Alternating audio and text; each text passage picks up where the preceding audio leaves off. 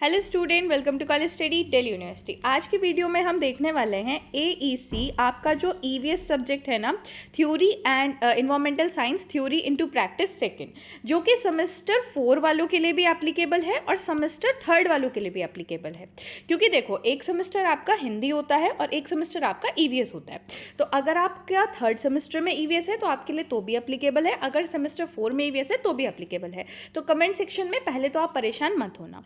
अब देखो, दूसरा इंस्ट्रक्शन ये है कि भले ही आप सोल के स्टूडेंट हो, भले ही आप रेगुलर के स्टूडेंट हो, ठीक है, लेकिन आप रिपीट पे पेपर नहीं दे रहे होने चाहिए। आप पहली बार पेपर दे रहे हो ईवीएस सेकंड का, ठीक है, पहली बार पेपर दे रहे हो, रेगुलर के स्टूडेंट हो या सोल के स्टूडेंट हो, आपका पेपर 1 घंटे का होगा और 30 नंबर का होगा। आपको सिर्फ पार्ट 1 अटेम्प्ट करके आना है। इतनी बात समझ आ गई। अब कमेंट सेक्शन में कोई नहीं पूछेगा कि मैम मैं रेगुलर का हूँ, मेरा कितने नंबर का है, कितने घंटे का है, मैम मैं सोल का हूँ, मेरे कितने घंटे का है, कितना उस है, ठीक है। लेकिन अगर आप रिपीट पे दे रहे हो और आपका एडमिशन जो है वो 2022 और 23 में, तो ऐसा इंस्ट्रक्शन आपके में लिख के आएंगे पेपर में, तो आपका 50 मार्क्स का होगा अगर आप रिपीट पे दे रहे हो तो, ठीक है। अगर आप सोल के स्टूडेंट हो और आप तब रिपीट पे दे रहे हो तो आपका पेपर 70 मार्क्स का होने वाला है। बट गाइस, आप तो पहली बार ही दे रहे हो तो आपका तो कोई दिक्कत ही नहीं। आपका क्या होगा, 30 नंबर का पेपर होगा और आपको सिर्फ पार्ट 1 अटेम्प्ट करके आना है। अब एक बार पेपर देख लेते हैं, पेपर कैसा होने वाला है। तो देखो, आपके पेपर में पार्ट 1 में जो आपको करके आना है पार्ट ए, ठीक है, उसके अंदर 5 क्वेश्चन होंगे। 5 क्वेश्चन में से जो क्वेश्चन नंबर 1 होगा ना, वो कंपलसरी होगा, और बाकी के जो 4 क्वेश्चन होंगे उनमें से आपको कोई 2 क्वेश्चन अटेम्प्ट करके आने होंगे। इसका मतलब टोटल आपको 3 क्वेश्चन करके आने हैं, जिसमें से 1 कंपलसरी है और 4 में से फिर 2 क्वेश्चन करके आने हैं। अब देख लेते हैं कि क्वेश्चन नंबर 1 कैसा है। देखो, ये कंपलसरी क्वेश्चन ना काफ़ी अलग तरीके का आता है। क्यों? क्योंकि देखो, यहाँ पे मैं आपको दिखाती हूँ क्वेश्चन नंबर 1 पार्ट ए। देखो, यहाँ पे क्वेश्चन नंबर 1 आपका कोई डायरेक्ट नहीं आया, बल्कि ट्रू फॉल्स आया है। आपके ट्रू फॉल्स पूछे गए हैं। Carbon dioxide the most abundant green house gas in earth atmosphere, हाँ या ना। 5 नंबर में आपके ये ट्रू फॉल्स आ गए हैं पूरे, ठीक है। देन ये ट्रू फॉल्स के बाद आपके फिल द ब्लैंक्स आए हैं। बाकी के 5 नंबर में आपके फिल द ब्लैंक्स आए हैं। मतलब 10 नंबर का क्वेश्चन होगा ना, तो 10 नंबर में 5 नंबर की ट्रू फॉल्स आए हैं, 5 नंबर के फिल द ब्लैंक्स आए हैं। तो क्या मैम हमारे पेपर में भी ट्रू फॉल्स और फिल द ब्लैंक्स ही आएंगे? गाइस देखो, कुछ पीवाईक्यूज मैंने ऐसे भी देखे हैं जिनमें fill the blanks true false ना आकर 1 वर्ड आंसर या फिर वर्ड लाइन आंसर आए हैं, और 5 नंबर में 1 वर्ड 1 लाइन आंसर आ गए, 5 नंबर में फिल द ब्लैंक्स आ गए। या फिर ये भी हुआ है कि जो फुल फॉर्म है ना, आपकी फुल फॉर्म वो आ गई है, या फिर मैच द फॉलोइंग आ गया है। तो ये डिपेंड करता है कि आपके एग्जाम में क्या आएगा। जो भी कुछ आ सकता है मैंने बता दिया। उसके बाद देखो, फिर ये दूसरे क्वेश्चंस यहाँ पे शुरू होते हैं। आपको दिखाती हूँ। ये आपका क्वेश्चन नंबर 2 है, जो कि आ रखा है कि आपको डिफ्रेंशिएट करना है। ये 3 दे रखे हैं, इनमें से 2 में डिफ्रेंशिएट करना है। और ये कितने का है आपका? 2 करने हैं 5 नंबर का, ठीक है। तो 10 नंबर का आपका ये क्वेश्चन हो गया। मैम क्वेश्चन नंबर 2 डिफ्रेंशिएट आएगा? हाँ। फिर देखो, आपका ये क्वेश्चन नंबर 2 आया है, differentiate between the following, attempt any 2। यहाँ पे 3 दे रखे हैं, आपको कोई 2 अटेम्प्ट करने हैं और 10 नंबर का ही ये क्वेश्चन है। मैम क्वेश्चन नंबर 2 डिफरेंशिएट ही आएगा? हाँ। जितने भी पीवाईक्यूज में मैंने देखा है वहाँ पे क्वेश्चन नंबर 2 आपका डिफरेंशिएट का ही आया है और सेम पैटर्न आया है। देन क्वेश्चन नंबर 3 आपका जो है, उसके अंदर आपको शॉर्ट नोट लिखना है किन्हीं 2 पे। 3 दे रखे हैं, किन्हीं 2 पे आपको शॉर्ट नोट लिखना है। देख सकते हो, इम्पैक्ट ऑफ ग्लोबल वार्मिंग और tourism, biodiversity, hotspot, Chipko movement and its impact on environmental India, ये सब आ रखा है। देन आपका क्वेश्चन नंबर 4 आया है, explain any 4 major impact of increasing human population and environment, और इसी का फिर बी पार्ट भी है। तो 5 नंबर में 1 पार्ट, 5 नंबर में 1 पार्ट, मतलब 10 नंबर का पूरा ये क्वेश्चन आया।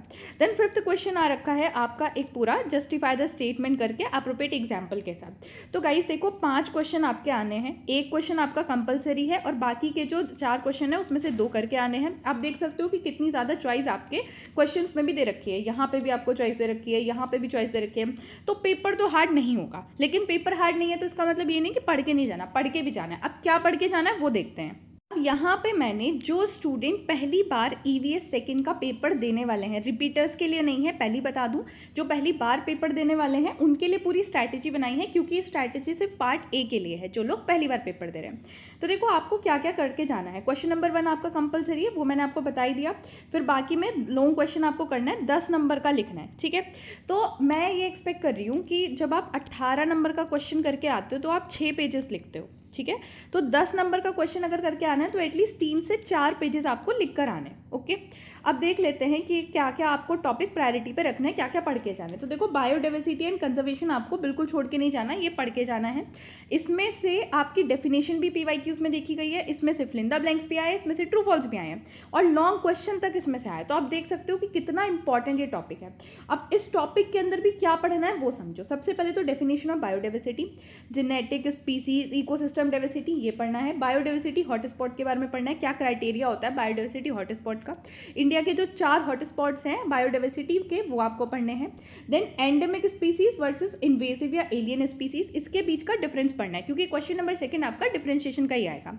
देन आपको इन सिटू कंजर्वेशन, जिसमें आपको national park, wild life sanctuaries, biosphere reserve, ये पढ़ना है। और एक्स सिटू जैसे जू, बॉटनिकल गार्डन, जीन बैंक, ये पढ़ना है। ठीक है, इनको डिटेल में पढ़ना है। उसके बाद जो अम्ब्रेला स्पीसीज़ हैं, flagship species, indicator species, keystone species, ये क्या होती हैं ये आपको पढ़ना है। उसके बाद जो वैल्यू है बायोडाइवर्सिटी की, क्या वैल्यू होती है, ecological, economic, social, ethical, aesthetic और इन्फॉर्मेशनल, ये वैल्यूज़ होती हैं, ये आपको पढ़ के जाना है। देन थ्रेट्स क्या है, क्या क्या थ्रेट्स है, हैबिटेट लॉस का थ्रेट्स है, पॉचिंग, बायोलॉजिकल इन्वेजन का, वाइल्ड लाइफ कॉन्फ्लिक्ट हो सकते हैं। देन स्केयर्ड ग्रुप और इसकी इंपॉर्टेंस क्या है, ये तो पूरा क्वेश्चन अभी मैंने आपको PYQ में दिखाया, इसका आया था। स्केयर्ड ग्रुप क्या होता है और उसकी इंपॉर्टेंस क्या है। इसके अलावा IUNC रेड लिस्ट क्या है, उसकी कैटेगरी क्या है, वो आपको पूरी पढ़नी है। देन 6th मास एक्सटेंशन क्राइसिस क्या है, वो आपको पढ़ना है। और केस स्टडी पढ़नी है, कौन कौन सी केस स्टडी पढ़नी है वो भी बता दूं। प्रोजेक्ट टाइगर की case study, vulture breeding programme की, और प्रोजेक्ट एलिफेंट की। ठीक है, देन उसके बाद आपको climate change and ozone depletion से टॉपिक कवर करना है। अब क्यों करना है, क्योंकि फिल इन द ब्लैंक्स और ट्रू फॉल्स इससे ही सबसे ज़्यादा आए हैं, इस टॉपिक से सबसे ज़्यादा आए हैं। इवन एक क्वेश्चन भी आया है लॉन्ग क्वेश्चन, और रिपीटेटिवली इस टॉपिक से ही पूछे जाते हैं। अब इस टॉपिक में क्या क्या करना है, तो कॉसेस क्या है क्लाइमेट चेंज के, गाइस पता है, अगर आप टॉपिक देखो ना, इतना ईजी है, आप खुद देख सकते हो। क्लाइमेट चेंज हो रहा है, हाँ। ग्रीन हाउस इफेक्ट क्या होता है आपको पता होना चाहिए। ग्रीन हाउस इफेक्ट कितना ईजी है, आपने पहले भी पढ़ा है अपनी जूनियर्स क्लासेस में। देन उसके बाद ग्रीन हाउस गैसेस कौन कौन सी होती है वो पढ़ो। इम्पैक्ट्स क्या पड़ेगा ग्रीन हाउस गैसेस का कम्युनिटी पे, बायोडाइवर्सिटी पे, एग्रीकल्चर पे, ग्लोबल इकोनॉमी पे। देन ओजोन लेयर क्या है, ओजोन डिप्लेशन मैकेनिज्म क्या होता है। देन क्लोरोफ्लोरोकार्बन क्या होता है, ODS क्या है, ये समझो। Then ozone hole over Antarctica, इसके बारे में पढ़ो। ठीक है, डिकेड ऑफ वॉर्स डिप्लेशन, इसके पूरा पढ़ना है आपको। फिर एसिड रेन क्या होती है, एसिड रेन के कॉसेस क्या है, एसिड रेन का इफेक्ट क्या पड़ रहा है मॉन्यूमेंट पे, कौन से मॉन्यूमेंट पे, ताजमहल पे। आपको स्पेसिफिकली पढ़ना है कि एसिड रेन का इफेक्ट क्या पड़ा है ताजमहल पे। इसके अलावा कार्बन फुटप्रिंट, उसकी डेफिनेशन और कैसे ये कैलकुलेट होता है, गाइस ध्यान रखना कैसे कैलकुलेट होता है, कैलकुलेशन जरूरी है, न्यूमेरिकल भी आया है। ठीक है, देन उसके बाद global warming versus climate change के बीच का डिफरेंस आपको पढ़ना है। उसके बाद आ जाता है next topic, environmental legislation and NGT। देखो इसमें से क्या है कि पूरा 10 मार्क्स का क्वेश्चन आया है रिपीटेटिवली पेपर में। फिल इन द ब्लैंक्स तो नहीं पूछे गए अभी तक, ट्रू फॉल्स वगैरह भी नहीं पूछे गए इस टॉपिक से, लेकिन लॉन्ग क्वेश्चन आया। तो इसके अंदर आपको क्या पढ़ना है, क्या चीज़ मेमोराइज करनी है, नेम, ईयर प्लस पर्पस, ये चीज़ आपको मेमोराइज करके रखनी है इन एक्ट की। क्या वाइल्ड लाइफ प्रोटेक्शन एक्ट है, देखो बता दिया है मैंने यहीं पे। अगर आप इस PDF को भी ढंग से पढ़ लोगे ना तो आधी चीज़ें तो आपकी कवर हो जाएगी, पास होने लायक तो आप शायद यहीं से भी कर सकते हो।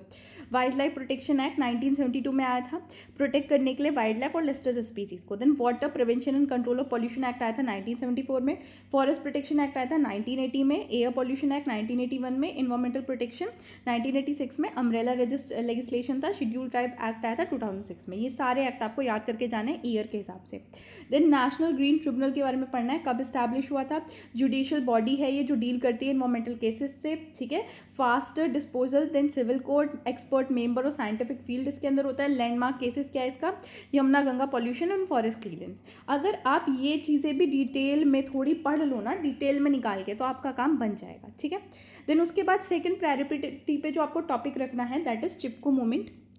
ठीक है, अब उत्तराखंड में हुआ था अगेंस्ट द कमर्शियल फ्री, ये आपको पढ़ना है। डैम के लिए नहीं हुआ था, ट्री के लिए हुआ था चिपको मूवमेंट, याद रखना। देन उसके बाद जो साइलेंट वैली मूवमेंट है उसके बारे में पढ़ना है। देखो साइलेंट वैली मूवमेंट ना कई बार लोग कंफ्यूज कर जाते हैं कि तमिलनाडु में हुआ था, गाइस तमिलनाडु में नहीं हुआ था, केरला में हुआ था, आपको याद रखना है। और किसके लिए हुआ था, against the hydroelectric project in forest. Then Bishnoi committee of Rajasthan, क्या रिलेवेंसी है इनकी वाइल्ड लाइफ की, हिस्टोरिकली ये प्रोटेक्ट करते थे ट्री और एनिमल को, इनके बारे में पढ़ना। देन नर्मदा बचाओ आंदोलन जो था वो किस लिए हुआ था, वैसे तो ये डैम का जो डिस्प्लेसमेंट हो रहा था उसके लिए हुआ था, तो आपको इसे थोड़ा सा डिटेल में पढ़ना है, कब हुआ था, कैसे हुआ था। देन ह्यूमन पॉपुलेशन ग्रोथ और उसका इंपैक्ट क्या पड़ रहा है एनवायरमेंटल एंड हेल्थ पे, ये पढ़ना है। Then carbon footprint of individual and nation, ये पढ़ना है। देन उसके बाद रिलीजियस कल्चर एंड इन्वायरमेंट से आपका क्वेश्चन आया है। इसमें क्या क्या पढ़ना है आपको? स्केयर्ड ग्रूव, देव वंश, प्रोटेक्टेड बाय लोकल कमेटी, ये पढ़ना है। बिश्नोई कमेटी, वो वर्शिप करते हैं खेजरी ट्री का। River worship, Ganga Yamuna considered, ये सब। टेम्पल फॉरेस्ट के बारे में पढ़ना है। ट्राइबल प्रैक्टिस के बारे में पढ़ना है। इसके अलावा मैचिंग क्वेश्चन भी आपके PYQ में मैंने देखे थे, तो मैंने सोचा यहाँ पे इंक्लूड कर लेती हूँ ताकि आप यहाँ से पढ़ सको और कुछ चीज़ रहना चाहिए। देखो ये बॉडी है, इसका काम क्या होता है, ऐसे ही मैंने ये पूरे मैचिंग प्रिंसिपल्स यहाँ पे दिखा दिए, आप इनको पढ़ के जाना अपने एग्जाम में। इसके अलावा ये टॉपिक अगर आपके पास टाइम रहता है तो आप इन्हें कवर कर लेना। क्या? ह्यूमन पॉपुलेशन ग्रोथ क्या है, उनका 4 मेजर इन्वायरमेंट पे इम्पैक्ट क्या पड़ रहा है, ये। बायोडाइवर्सिटी हॉटस्पॉट का क्राइटेरिया क्या है, जो मैंने अभी आपको बताया था। प्रोजेक्ट टाइगर, वल्चर, इनकी केस स्टडी डिटेल में। Environmental communication and the public awareness method कौन कौन से हैं। Electric vehicle and sustainable urban mobility, ये पढ़ लेना। ये आपके रिसेंट वाले PYQ में आया है, तो इसको पढ़ के चले जाना। देन डेफिनेशन कौन कौन सी पढ़नी है, मैंने आपको बताया था ना कि एक PYQ में मैंने डेफिनेशन भी देखी थी कि 1 वर्ड बता दो या डेफिनेशन बता दो, तो वो सारी जितनी भी PYQs में डेफिनेशन वगैरह आई थी वो भी मैंने यहाँ पे इंक्लूड कर ली है। एंडेमिक स्पीसीज़ की, कार्बन फुटप्रिंट की, सस्टेनेबल डेवलपमेंट, अम्ब्रेला स्पीसीज़, ये सारी डेफिनेशन आपको याद करके जानी है।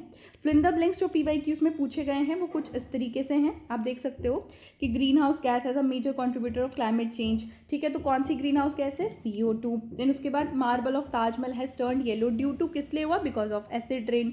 तो ये सारे फिल इन द ब्लैंक इस तरीके से पूछे गए हैं, ठीक है। देन ट्रू फॉल्स जो आपके PYQs में आए थे वो कुछ इस तरीके से हैं, और लॉन्ग क्वेश्चन। और एक चीज़ और, आपके PYQ में जो क्वेश्चन आए, कई बार PYQ में मैंने क्वेश्चन ऐसे देखे हैं कि वो ना लैंग्वेज वाले आए हैं, मतलब कोई डायरेक्ट क्वेश्चन नहीं पूछा आपसे, आपके 4-5 टॉपिक को कंबाइंड करके क्वेश्चन पूछा है। जैसे एक क्वेश्चन आया था वैल्यू ऑफ बायोडाइवर्सिटी का, तो आपको किस तरीके से उसका आंसर लिखना है, कौन कौन सी चीज़ें उसमें इंक्लूड करनी है, वो भी मैंने यहाँ पे इस PDF में डाल दिया। एक क्वेश्चन आपका आया था कि रोल ऑफ NGT का रोल क्या है इन्वायरमेंटल प्रोटेक्शन में, तो उसमें क्या क्या आपको लिखना है ताकि आप पूरे 10 मार्क्स स्कोर कर सको, वो भी मैंने यहाँ पे अटैच कर दिया। एक क्वेश्चन आपका आया था इन्वायरमेंटल लेजिस्लेशन इन इंडिया से रिलेटेड, तो ये मैंने यहाँ पे लिख दिया कि इसमें आपको ये सारी चीज़ें मेंशन करके आनी है। और एक था ह्यूमन वाइल्ड लाइफ कॉन्फ्लिक्ट से रिलेटेड, तो कहाँ से अराइज हुआ, कॉसेस क्या हैं इसके, एग्जाम्पल आपको डालने हैं, इम्पैक्ट डालने हैं, सॉल्यूशन डालने हैं, तो ये सारी चीज़ें मैंने यहाँ पे लिख दी हैं। And the last very important question, जिसमें बच्चे पिछली बार बहुत ज़्यादा कन्फ्यूज़ हुए थे कि मैम ये तो कुछ समझ ही नहीं आ रहा था, तो वो ये क्वेश्चन था कि आपको religious culture in environmental conservation India, कि रिलीजन और कल्चर का क्या रोल है इन्वायरमेंट की कंजर्वेशन में इंडिया के अंदर, तो वहाँ पे आपको स्केयर्ड ग्रुप्स के बारे में लिखना था। अगर आपके एग्जाम में आता है तो आपको भी ये सारी चीज़ें लिखनी है, स्केयर्ड ग्रुप के बारे में, बिश्नोई कमेटी के बारे में, रिवर की वर्शिप होती है, tribal forest calendar, temple independent temple forest के बारे में, और फिर कंक्लूजन इस तरीके से लिखना है। तो ये जो थी पूरी स्ट्रैटेजी थी। मुझे करनी है बहुत ही ज़रूरी अनाउंसमेंट, तो जो लोग वीडियो स्किप कर रहे हैं गाइस, आपका बहुत ज़्यादा नुकसान होने वाला है, तो अनाउंसमेंट सुन के जाना, भागने की ज़रूरत नहीं है, इतनी वीडियो देखिए तो अनाउंसमेंट भी सुनो। देखो पहली चीज़ तो ये कि ये जो PDF है ना, आपको ये टेलीग्राम चैनल पे मैं अवेलेबल करा दूंगी, वहाँ से आप आराम से डाउनलोड करके ऐसे पढ़ लेना डिटेल में, जो MCQ है, PYQ वगैरह है, वो सब कंप्लीट कर लेना, जो टॉपिक मैंने बताए हैं उनकी उस तरीके से तैयारी कर लेना। अब ये टॉपिक मैंने बता दिए, बट ये टॉपिक पढ़ने कहाँ से, तो देखो एक चैनल है, ये हमारा ही चैनल है, ठीक है, इसका नाम है कॉलेज स्टडीज़ 2।